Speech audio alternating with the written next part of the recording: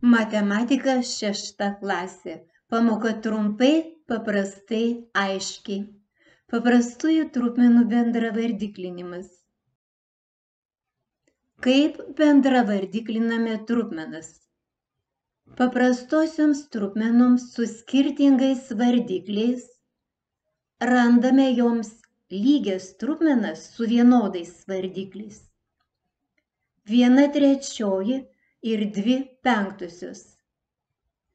Subendravardiklinus gaunasi joms lygios trupmenos 5/15 ir 6/15. Trupmenoms 1/3 ir 2/5 suradome bendrą vardiklį 15, nes 15 dalinasi ir iš pirmos trupmenos vardiklio 3 ir iš antros trupmenos vardiklio 5. Kaip reikia mąstyti? Bendras trupmenų vardiklis yra abiejų trupmenų vardiklių kartotinis. 1/3 ir 2/5 turi bendrą vardiklį 15, nes 15 padalinus iš 3 lygu 5, o 15 padalinus iš 5 lygu 3. Bendrą mažiausią vardiklių 3 ir 5 kartotinį, tai yra 15, padaliname iš kiekvienos trupmenos vardiklio. Viršuje užrašome, kiek gavome.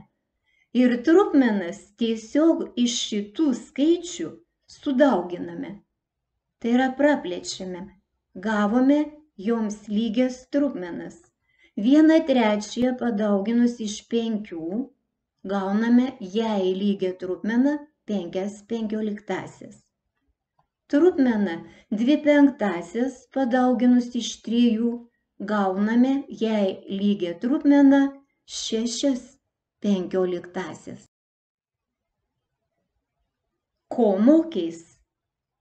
Subendravardiklinti paprastąsias trupmenas. Pritaikyti pagrindinę paprastosios trupmenos savybę. Tai yra, padalinus arba padauginus trupmenos skaitiklį ir vardiklį iš to paties skaičiaus, trupmenos reikšmė nepasikeičia. Žvilgtelk dar atgal. Perskaityk ne vieną kartą. Įsimink. Kaip bendravardiklinti trupmenas? Atsakyk į pateiktus klausimus.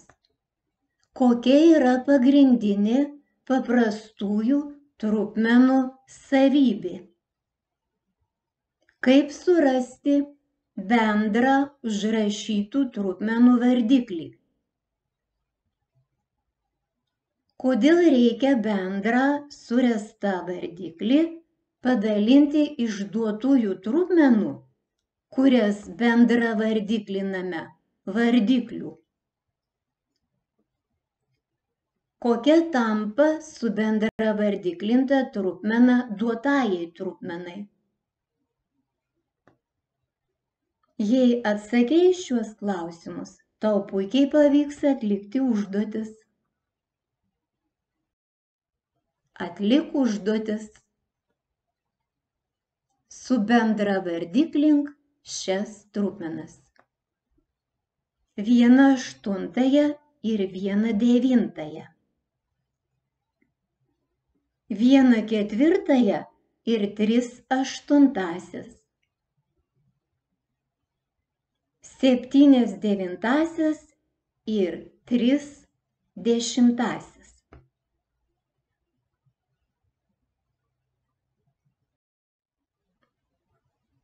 Pasitikrink. Pirmas atsakymas.